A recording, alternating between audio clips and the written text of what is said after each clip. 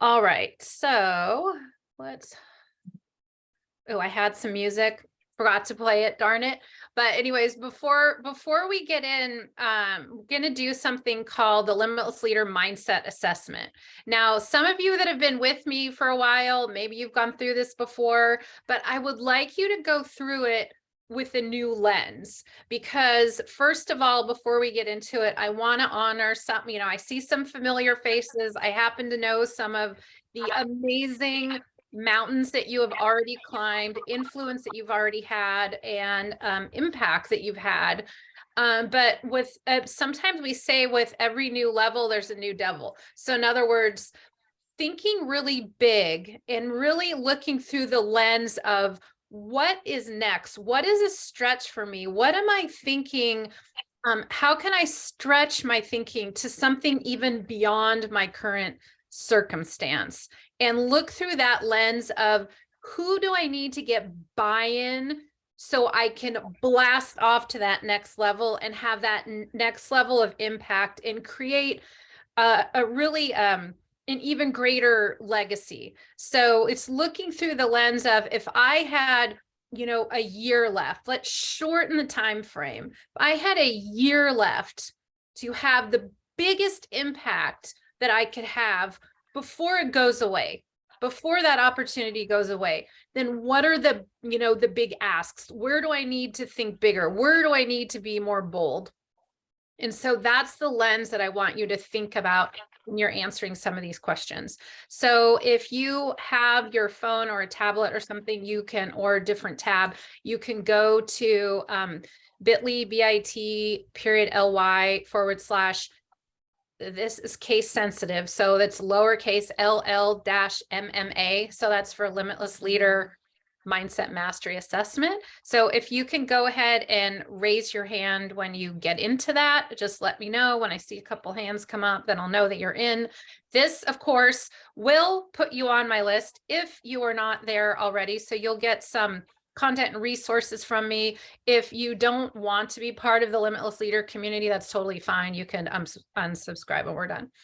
Okay, it looks like everyone's in. So we're going to kind of go through this. You can go through it on your own, or we go through it together. The first one is, I feel clear about my message, my mission, and area of unique genius.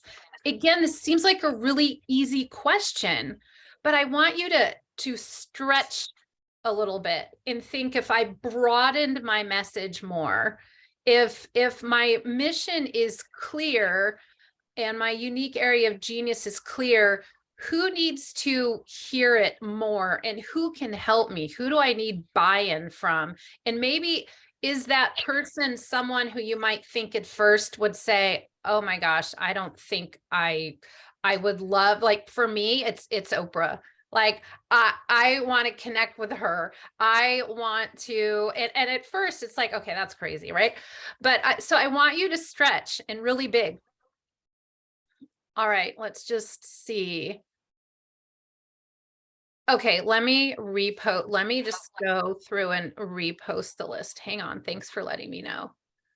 I'll see if I can, I'm not sure if I can copy it out of here, but I'll just tell you what it is.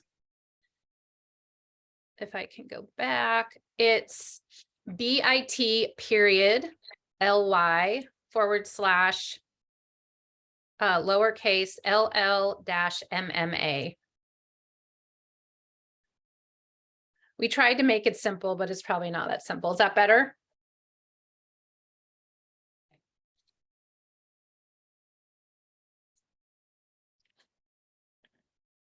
Gabrielle, were you able to get in? Mute. Yes, I'm in now. Thanks. Okay, cool. All right, so we're going to keep going. You can go at your own pace, or I'm going to go through these here with you. All right, so for the second one, when speaking to leadership, I feel heard, valued, respected. Again, I already know that you're very influential and very confident, but thinking about speaking to your leadership, and maybe is there some leadership or influences that either you haven't had conversations with, or you haven't feel like you haven't had them enough time. So we're just stretching to think about who are those people that can help you with your mission, and how do you feel when you're speaking to them or thinking about speaking to them?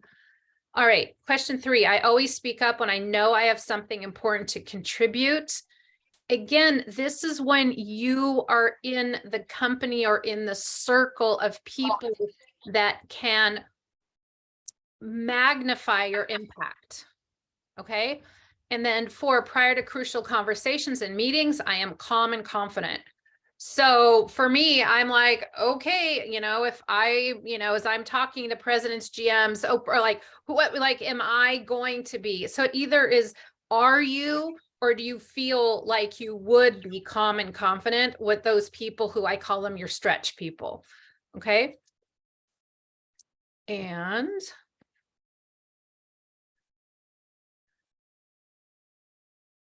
all right. And then if you had a magic wand and could not fail, your biggest dream in the next 12 months is to. So this is not a SMART goal. We don't believe in SMART goals over here. SMART goals, I think, are kind of stupid. We think is, what is something that if you told a colleague, you told your partner, you told someone, and they'll be like, okay, babe, I got your back, but that's a little crazy. But something that's a little crazy, remotely possible, but that makes you very, very excited. Okay. All right. So, but let me just go back to, does anyone have any questions about these? No. So what you want to think, this is not a scientific assessment.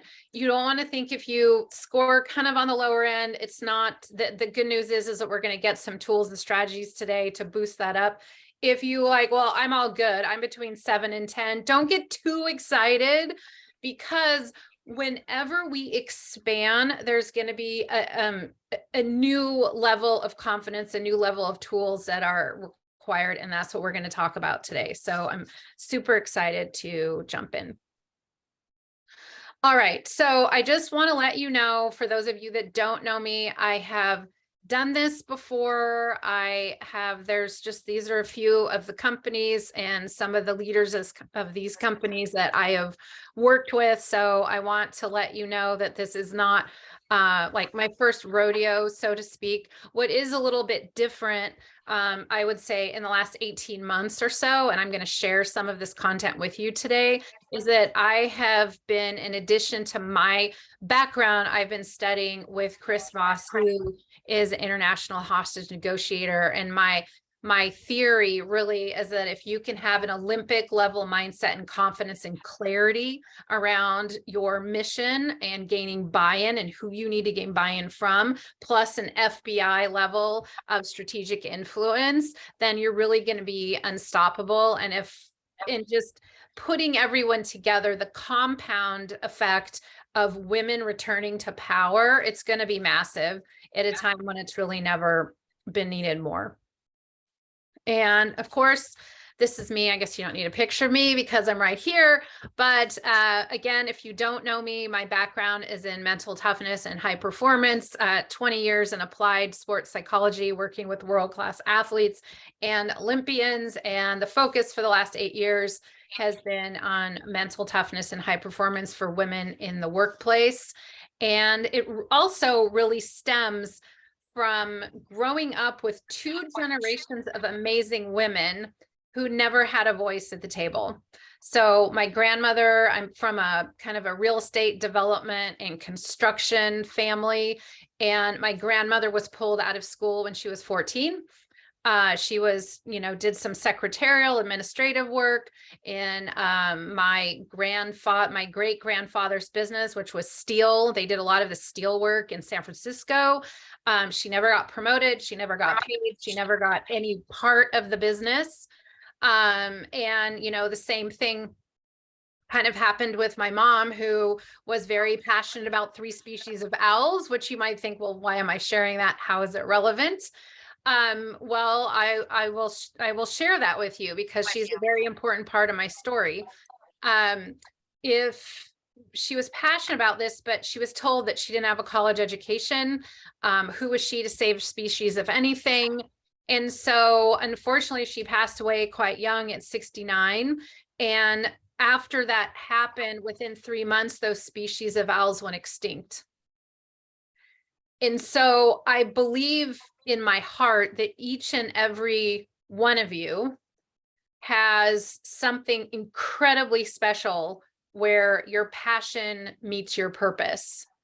And the way that it's going to have the biggest impact possible is if we are able to influence up. In other words, lead our leaders to do the right thing, lead our leaders and gain buy-in so the ripple effect can be grand or even more grand. And so that's a little bit why I'm very passionate about being the guide so you can be the hero, and also to impact the emerging leaders that are coming behind you.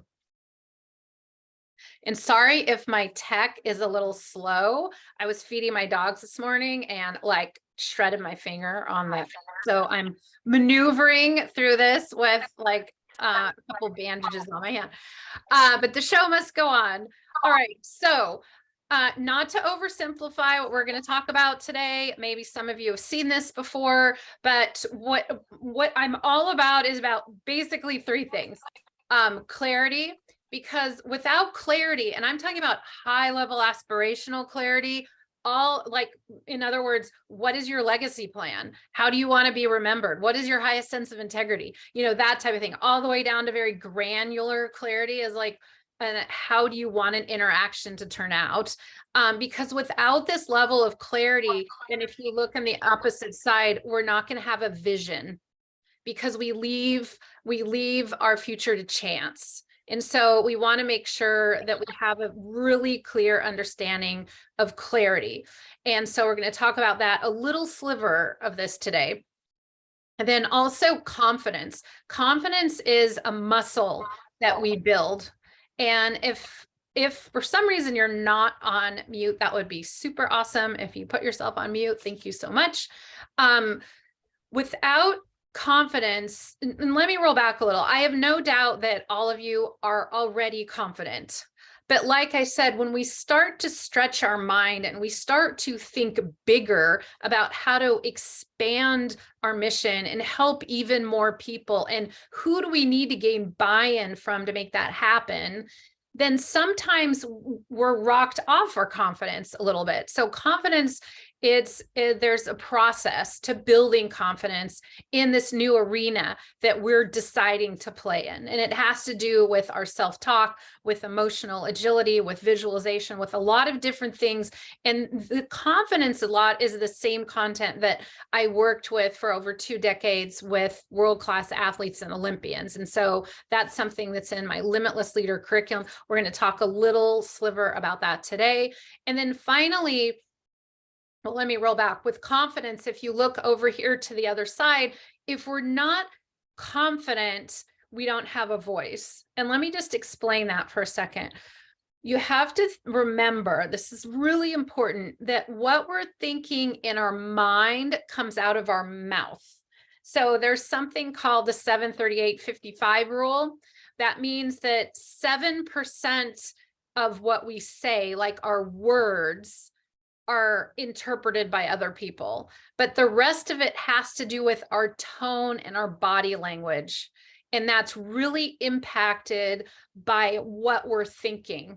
So we're going to have the conversation early on in this about how do we get our mind straight prior to gaining buy-in, prior to crucial conversations. Because even if we learn how to say the exact right thing and learn how to be influential with our communications, if we don't have a world-class mindset, it's not going to get interpreted and it's not going to land as it could. Okay, so that's why the mindset piece is so incredibly important. And then finally, influence. You know,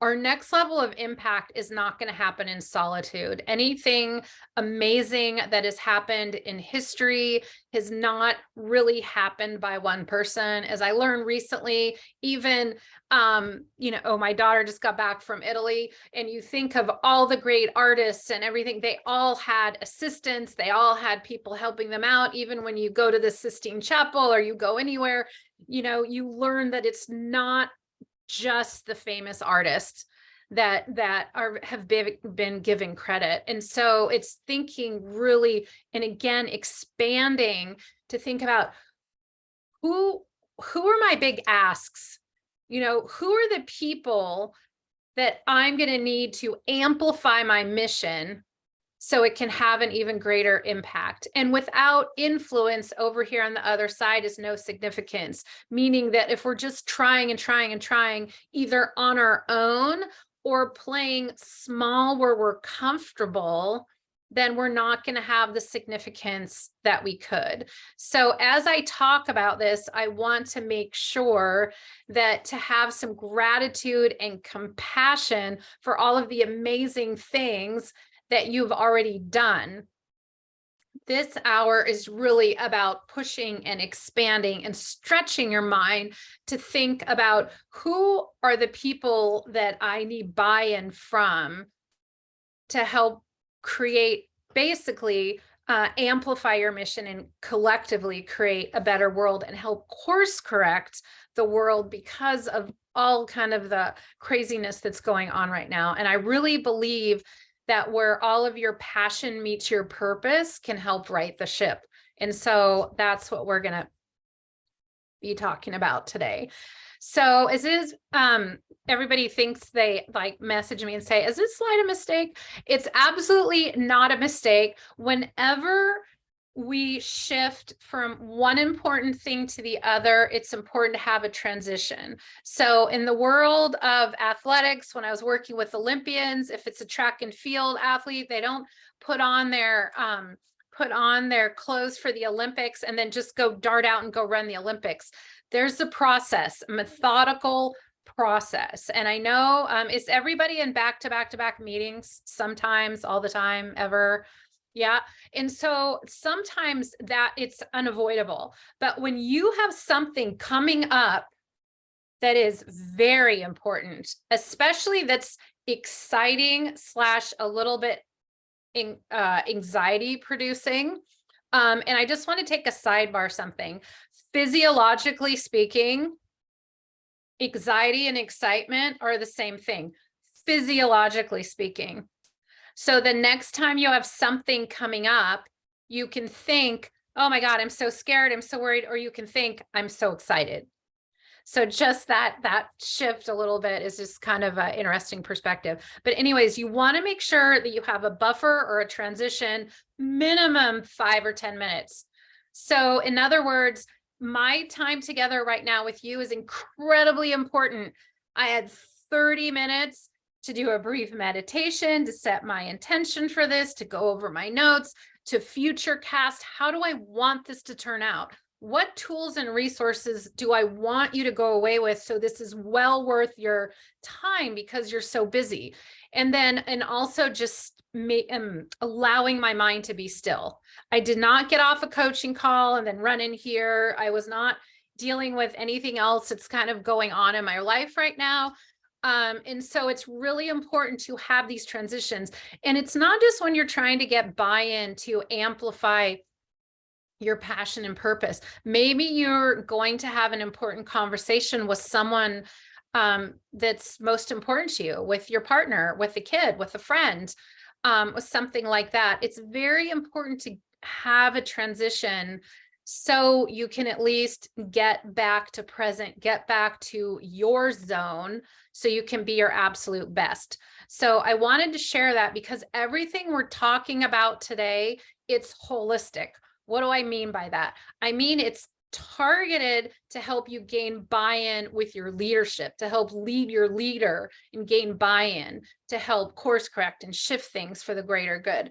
However, can also be used with, with your friends, with your family, with your kids, your partner, what have you. And so just keep that in mind. All right. That's a lot of talking for one word, but I just wanted to hit that home. All right. So we're going to talk about preparation.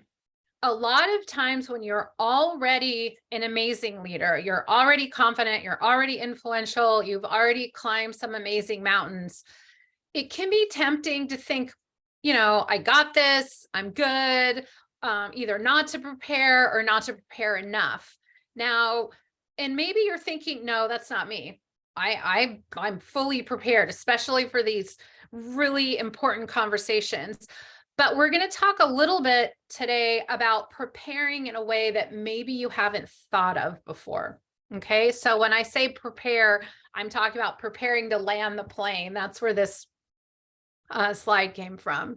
And so I love this quote because it says, when the pressure is on, you don't rise to the occasion, you fall to your highest level of preparation. And so it's going to be important to prepare your mindset, but also I'm going to share a couple ways to prepare today, like I said, that maybe you haven't thought of before. All right. Now we're going to talk today about influence. And so it might not be what you think. So can you put in the chat real quick, what do you think influence is? Just, in a few words or a sentence or less. And I'll go ahead and shout those out. And chances are you're going to be mostly right.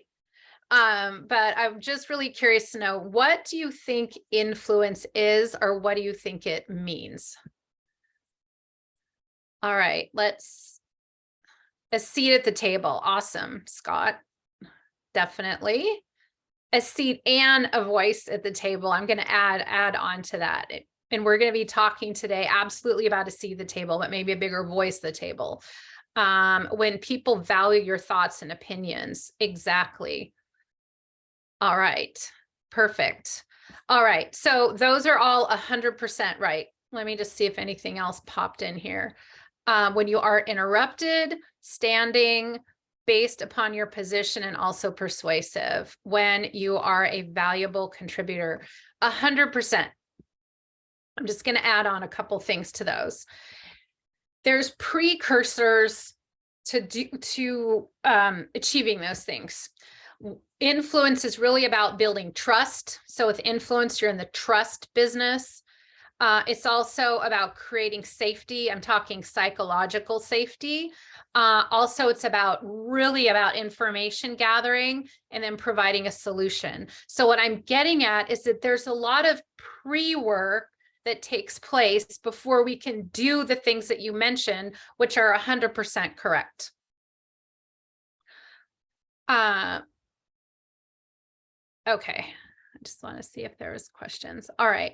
So I love this picture. So what we're doing is, I think of like we're stretching. So you can actually do this. Want to do this with her, stretch a little bit, get ready, because we're going to jump in. And they might be some things, like I said, we're going to move fast. And so if you have questions, slow me down. Part of the pre-work is understanding and refining your clarity and your purpose, and then developing what I call an ECO mindset. ECO is an acronym, and I will share what that is. All right. So with clarity, does anyone know what the word decide means? I mean, that's why I broke it up phonetically. Anyone want to shout out what you think decide means? Like make up your mind. All right. I'm just going to share. It means death of. Okay. If you look at it from a phonetic standpoint, decide means death of. So when you're thinking and you're clear, you get to decide, who do you need buy-in from? And decide is where do you need this buy-in? What is your message? And how can they work with you for the greater good? Because a lot of times, especially, I hate to like throw us women under the bus, but sometimes, and probably for guys too, we can have a tendency to catastrophize, especially when we're trying to gain buy-in from someone new or someone who, someone or a group, let's say it's a board. So it could be a person or a group of people who are either new, they're at a new level, or we've been unsuccessful in the past. We can catastrophize. Another thing, in other words, think about what ifs. And so I want you to be forward thinking and decide what you want the outcome to be and future cast that outcome, because world-class, there's similarities and differences between world-class performers and everyone else.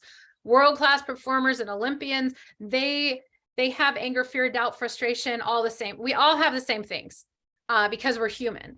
But one thing that world-class performers maintain that everyone, not necessarily everyone does, but we can learn, is that they look at fear and they look at things that make us anxious and they know how to convert it into power. And also they are not disabled by fear. They actually are slowed down by it. They acknowledge it, but they know how to convert it or synthesize it into a superpower. And so rather than thinking, what if, we want you to switch your thinking, imagine if, imagine if I had a conversation with Oprah about my book. That's what I mean, I would much rather daydream about that and then, thinking about how it's 100% impossible. Okay. So go from from what if to imagine if, and you get to decide on the outcome when you're gaining buy-in. If you're having a C-level conversation, if you're having a conversation with a board or what have you, and focus your efforts on that. Okay. This is part of the Limitless Leader course and curriculum that I teach. If you can't read it, some people always say, oh my God, it's too small. You don't need to worry about it. I'm going to go over it with you. So this is part of the pre-work before we actually get into influence. So first, gain clarity, decide, how do you want it to turn out?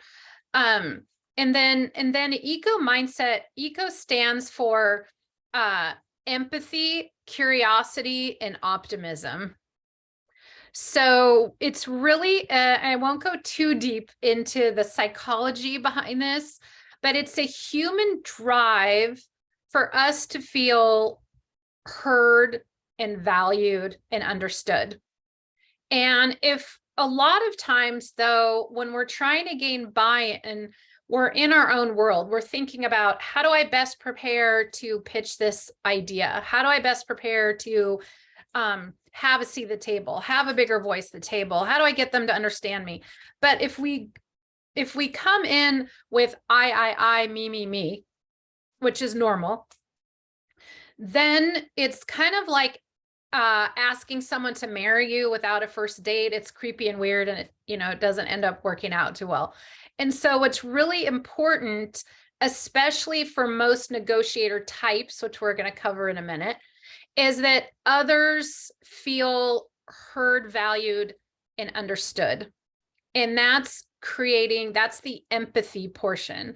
So before a crucial conversation, you want to kind of step outside yourself and think about, that's what this first box is have I considered what it's like to stand in the other person's shoes? So if you're having a C-level conversation, let's say with your CEO, thinking about, okay, so he or she is under what kind of pressure from the board, from the investors, what's going on with him, and not just what is it like to be him or her. You take on their persona. I am the CEO. This is what's important to me. This is what pressure I'm under, all of those things. And and also if it's similar, if it's with your board members, and really taking on their persona. And then the curiosity is really going deeper into having a true curiosity about what it must be like to be them. And it's not necessarily for them, to be a nice person, or anything like that. What it is, when we do that and we can step into someone else's shoes, we tend to come at them from a place of compassion and even almost compassion and love, and we're modeling that. And it's going to make them feel understood. It's going to make them feel safe. And it's also going to fulfill what some of their basic human needs and human drives are. Now, it is a conversation for another day because we're not talking about, equity and inclusion in the workplace. But the very opposite of this is when people do not feel heard, valued, respected. There's an emotional tax that goes along with this that triggers emotion, shuts down productivity, shuts down innovative ability, and what have you. And so, like I said, that's a conversation for another day. We're talking about very high level buy-in influence right now, but this is really, really important across the board. So developing really compassionate empathy and curiosity about the other person, and actually standing in their shoes, looking through their glasses. Okay. And then optimism. We talked about this a little bit before. And not just thinking that I'm optimistic that this can turn out. It's no, world-class performers, and this is a good quote. I think I have it on a card behind me somewhere, but it says, proceed as if success is inevitable. So when I'm thinking, I'm like, oh, okay, I've had a conversation with Oprah and I'm sitting there and she's looking through my book, and it's thinking about, because when you proceed as if success is inevitable, rather than thinking, I'm here now, I want to do that, I want to influence my board, I want to influence my CEO, I want to, have a, sit down with Oprah, or, whatever craziness it is. It's thinking of, I'm here and I have to go way over there. It's similar to an Olympian, a 15-year-old who wants to win a gold medal when he or she's 25. It's a long road.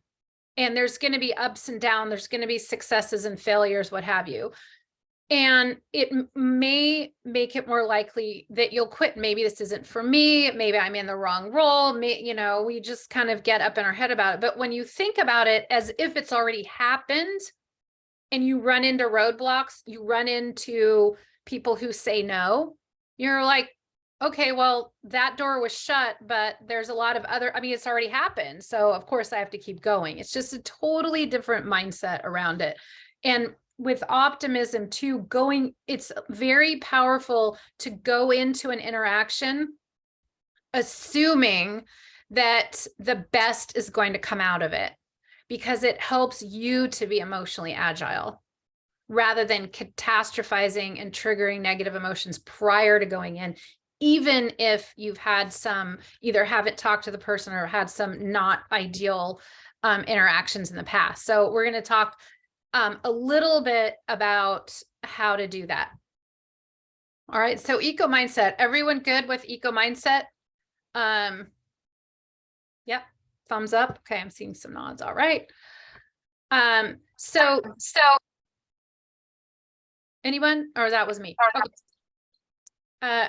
Make sure everybody's on mute because I'm hearing a little echo. Okay, awesome.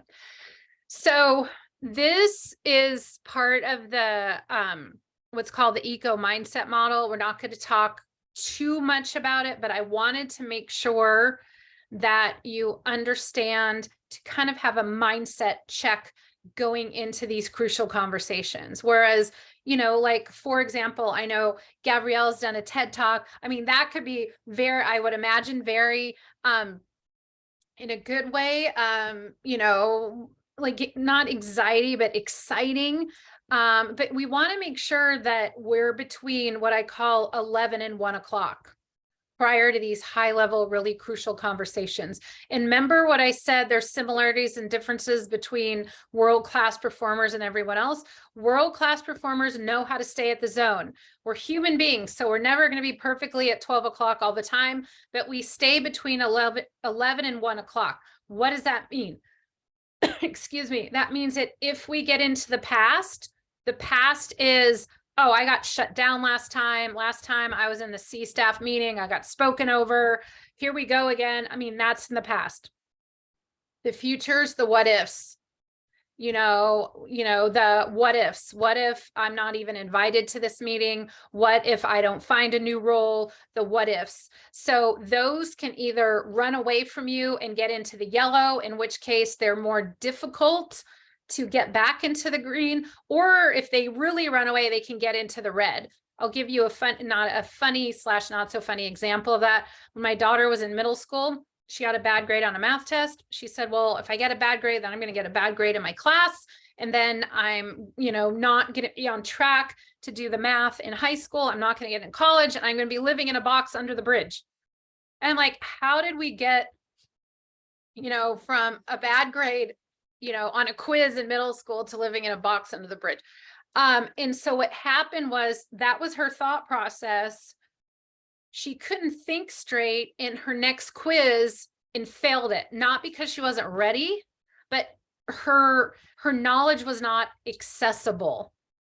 Okay. And so we want to make sure, because you have so much experience, so much knowledge, so much passion, so much purpose and influence, we want to make sure that it's fully accessible when those stretch opportunities happen. So it's very important to stay in the green, and also be able to come back to the green. In other words, because sometimes, I find these crucial conversations, they're like a tennis match. Like, you're winning, then you double fault 3 times, or just kind of up and down, right? So we need to, this is so, so important, because has anyone ever been in a conversation and you come out of it, it's a very important high level conversation or meeting, and you're like, oh, why did I say that? Or even worse, you come out and they're like, why didn't I speak up? Like, why didn't I say that? Anyone? Just me? Yeah. Definitely. Okay. Yeah. I think it's pretty safe to say it's happened to all of us. So if we can learn to stay in the green, that's super important.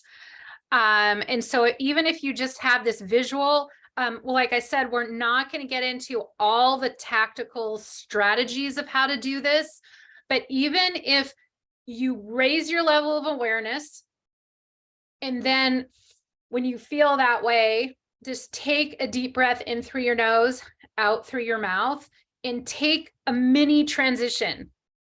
And then after you do that, you can think, what is my next best step? What is the best thing that I could say in the moment? Because what triggers this or makes us start spinning around this emotional wheel is lack of control.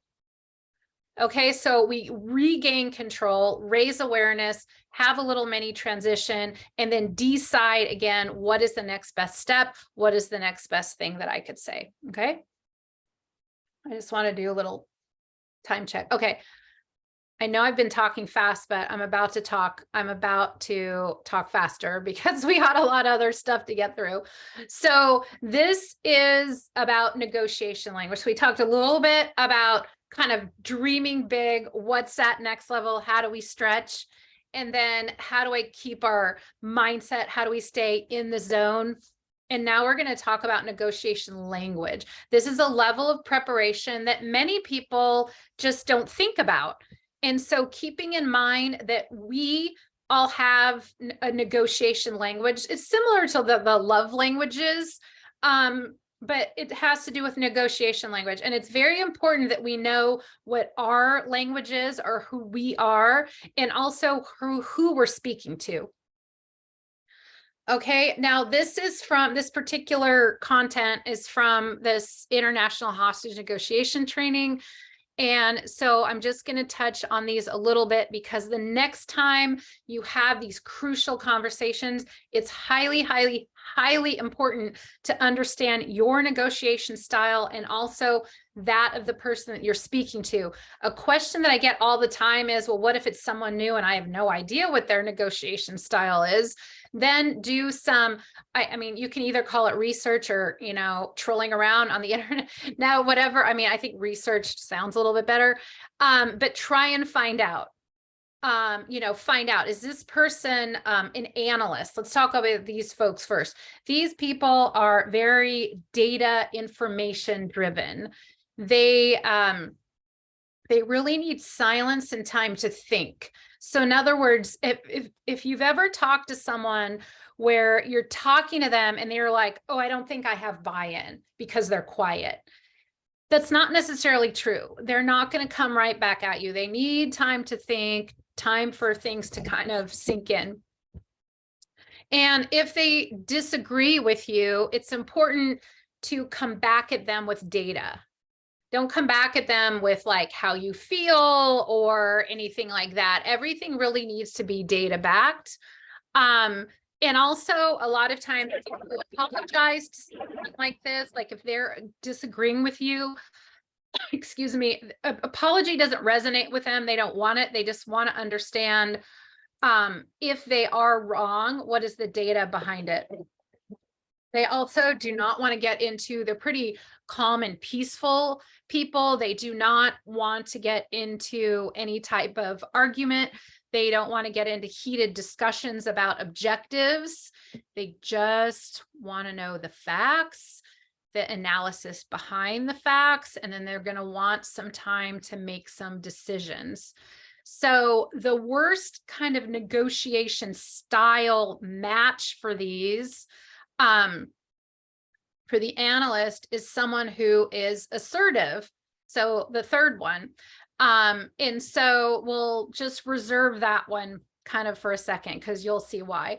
So let's just go ahead and move to the accommodator. The accommodator is totally opposite. There's someone who is very relationship driven. They do not want conflict. They want everyone to be happy. And you have to be careful with these people. They're very important because they're amazing at relationship building. So if you're in like, you know, like I know a lot of you, like if Gabrielle, like from your experience, you know, with channel and building relationships, like it's vital to have accommodators.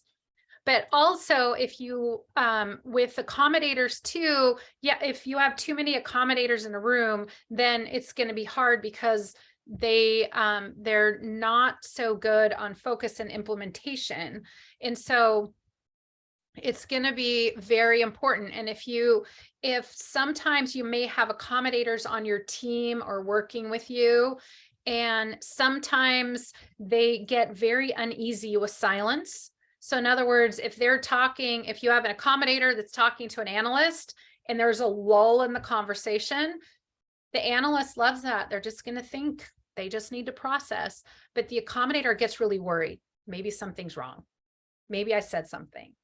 And something to be really aware of if you're dealing with an accommodator is that you need to focus on implementation. So like you never want to leave a conversation with an accommodator without knowing what the next step is. That's really important. And also too, you might think that, oh, accommodators, they're emerging leaders, they're kind of lower level. Nope. Like I work with a woman who is president and GM of her region, down like a couple CEOs ago was an accommodator. And the problem with accommodators is it's hard to push initiatives through. And also too, sometimes they are tempted to manufacture, bend data, or not in a legal way, but kind of it's tempting for them to do little white lies, not things that are really, really bad, but they just don't want to make any waves. And so it's really important to know not just about your subordinates, but also about your leadership. What kind of style are they? Because it's possible to have a leader or a board member who is an accommodator, and you're going to really have to understand next steps. Make sure that they repeat next steps to you at least 3 times. That's how much it takes to sink in. And also make sure that they are thorough and on point with their data. All right. Oh, awesome. Thanks, Deb. I'm glad you're getting some clarity from this. Also, okay, so, and also they're very friendly. You know, they're very friendly, easy to get along with. Like I said, they are important. A lot of times when you have someone who's assertive, so we'll talk about an assertive type, they come across as kind of, I'm trying to think of a politically correct word, kind of like jerks. It's not really a politically correct way of saying that, but they come along with being kind of very harsh. They just want to know the facts. They talk in bullet points.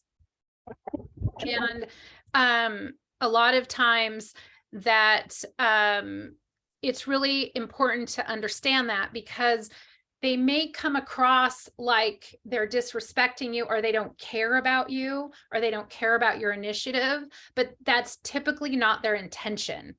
They just come across that way. They're very, like, time is money. Does anyone know someone like that? Like, you have 8 minutes of my time, you better make the best of it. I want to know what's going to happen, when it's going to happen. So they're not like analysts. Analysts are less,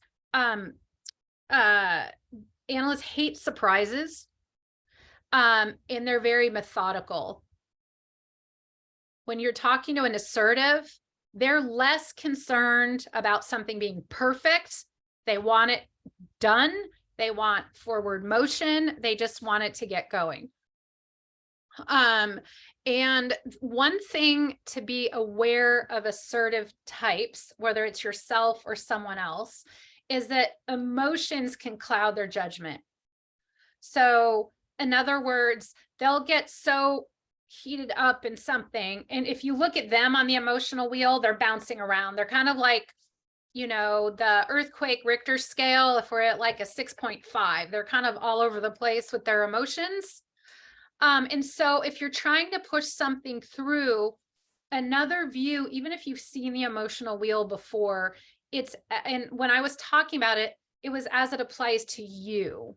But I want you to remember that when emotions go up, intelligence and productivity goes down. So not only is influence about managing your emotions, so you can, you know, show up as the highest version of yourself, you're also going to make sure that the emotions of your counterpart are being managed.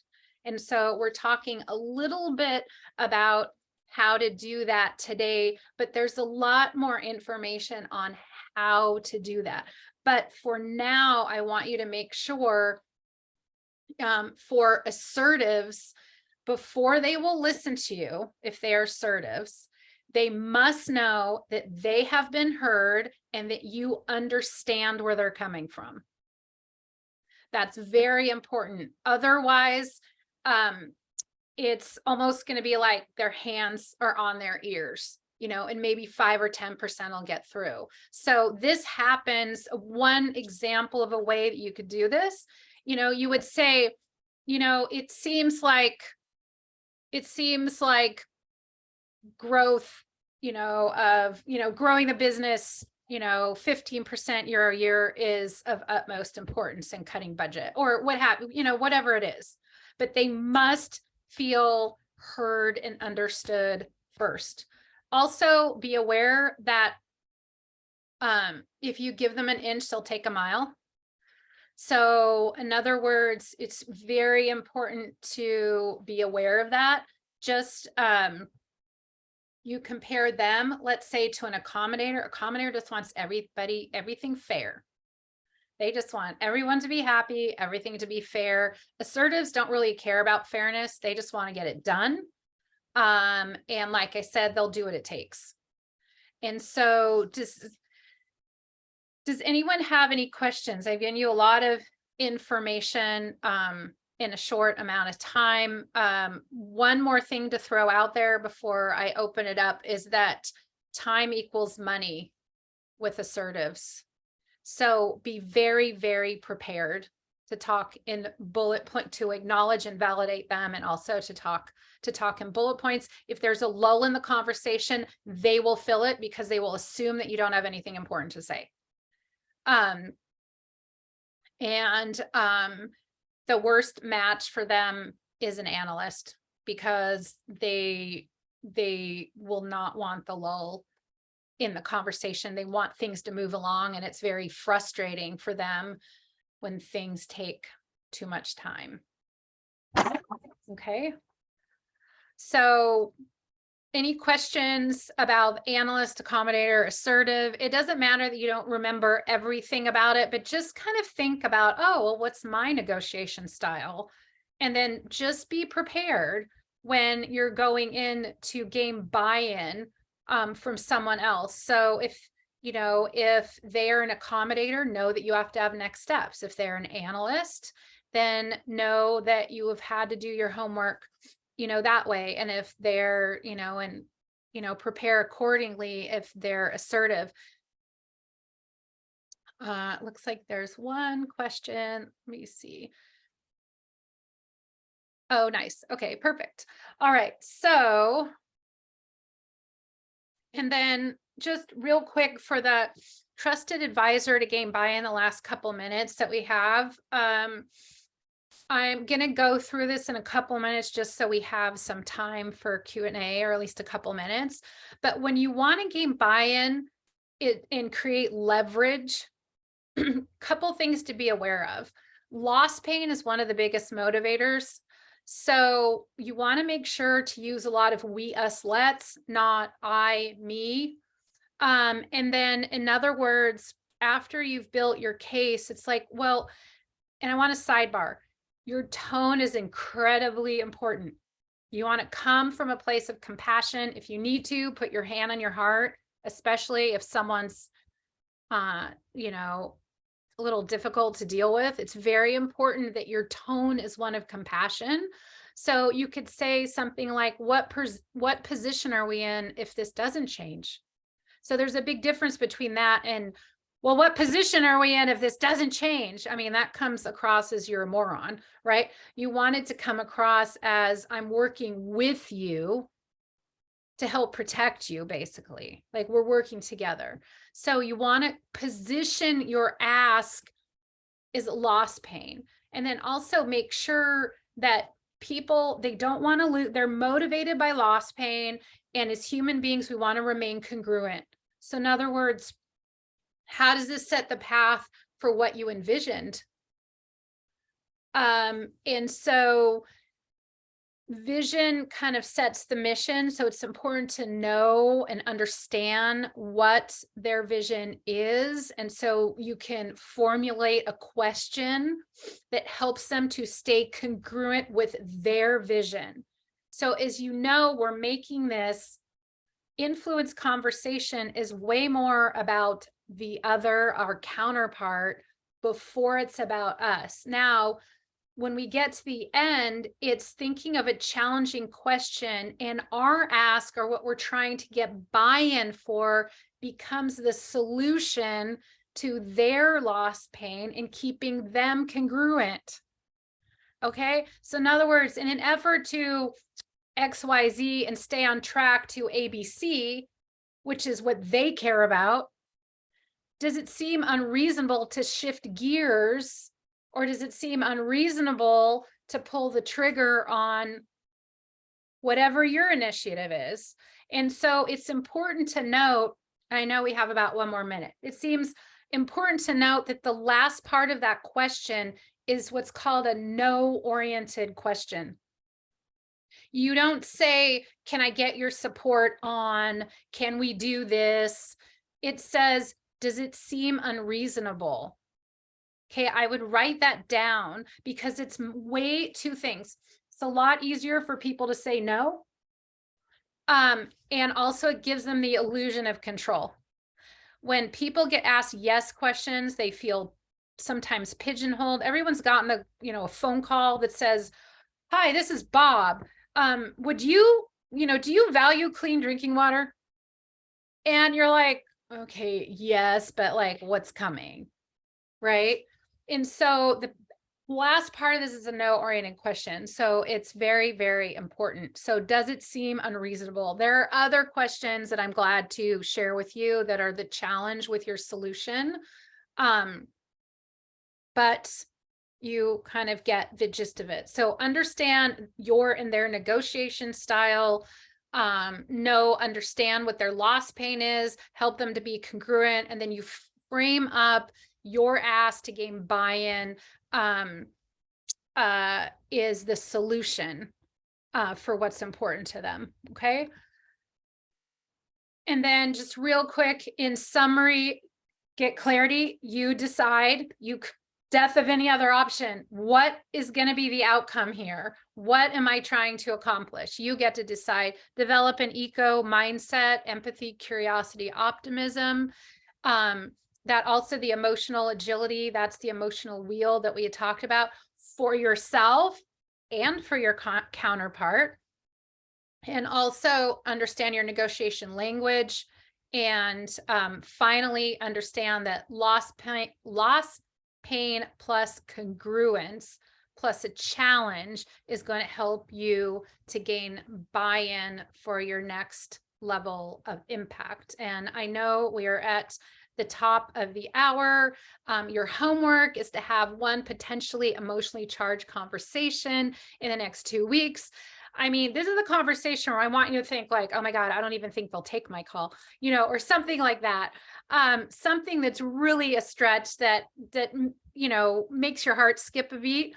And then also, if I can help in any way to empower you or your team, this is my calendar that I'm opening up to you. I would love to go shoulder to shoulder with you and help you any way that I can. This is a 30-minute call, and your experience on this call is for me to understand what are your initiatives and for me to go shoulder to shoulder with you to make sure that you can execute all of the things that we just talked about and then some.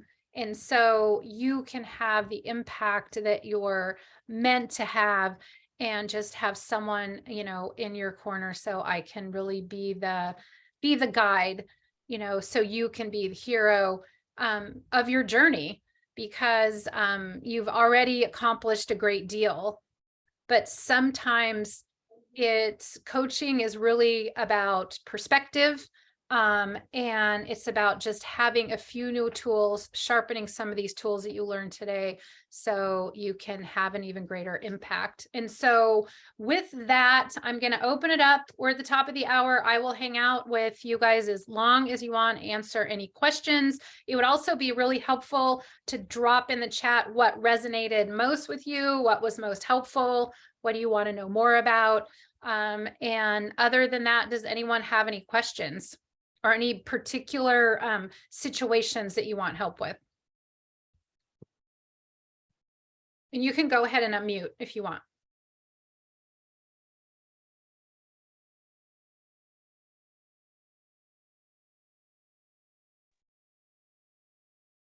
Yeah, the negotiation stuff, just as Debbie just put into the conversation window, was really helpful. Those different personas, and you never realize when you might be slipping into one that you don't want to be in, or when you are in one that you want to be more like. Mm-hmm.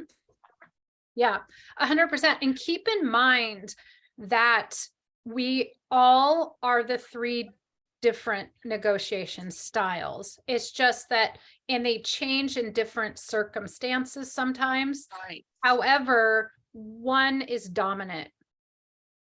And don't think that senior level leaders are not accommodators. I want to hit that home really hard, because I have had the honor of meeting and working with some of the most amazing leaders here in San Francisco, Silicon Valley, and across the country. And it's very important to be mindful that they can be either. A lot of times, if I can make this blanket comment, a lot of men who are in positions of power tend to be assertives. And a lot of times they are misinterpreted because they feel like maybe someone doesn't care, or maybe they're being brash, or maybe they don't have buy-in or something like that, and they do. So it's very important to understand and speak their language. The interesting thing, Sheryl, for me was of the company that I just left, the 2 top people, the CEO is a accommodator, and the other person who's actually has more power, political power, if you will, there, is the analyst, and I dominantly am the third one, the assertive. Mhm. And Yeah.